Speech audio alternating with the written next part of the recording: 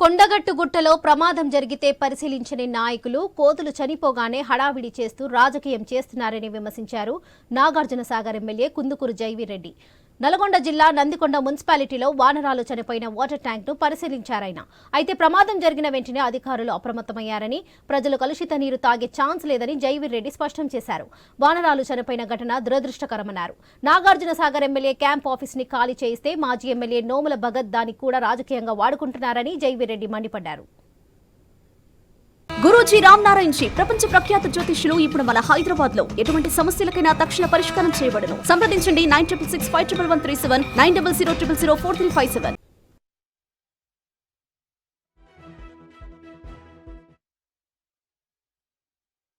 Water ట్యాంక్లో ఎండను తట్టుకోలేక నీళ్ళ కోసం వాటర్ ట్యాంకున్న రేకులను తొలగించి ఆ నీళ్లు తాగేందుకు ప్రయత్నం చేస్తున్న తరుణంలో అవన్నీ ఆ నీళ్ళ ట్యాంకులో పడి చనిపోవడం జరిగింది.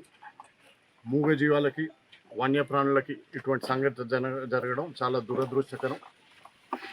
అదేవిధంగా ఈ ట్యాంక్ ఏదైతే ఉన్నదో ఈ ట్యాంక్ నుంచి కేవలం ఇప్పుడు 9 ఇళ్ళకే నీళ్ళు ఇవ్వడం జరుగుతుంది. కాకపోతే అధికారులు హుటాహుటిన స్పందించి అవి దాంట్లో పడ్డాయని తెలియగానే ఆ నీటి సప్లైని ఆపేయడం జరిగింది. దానివల్ల ఏ ఒక్క ఇంటికి కూడా ఈ కలుషితమైన నీరు అందలేదని అధికారులు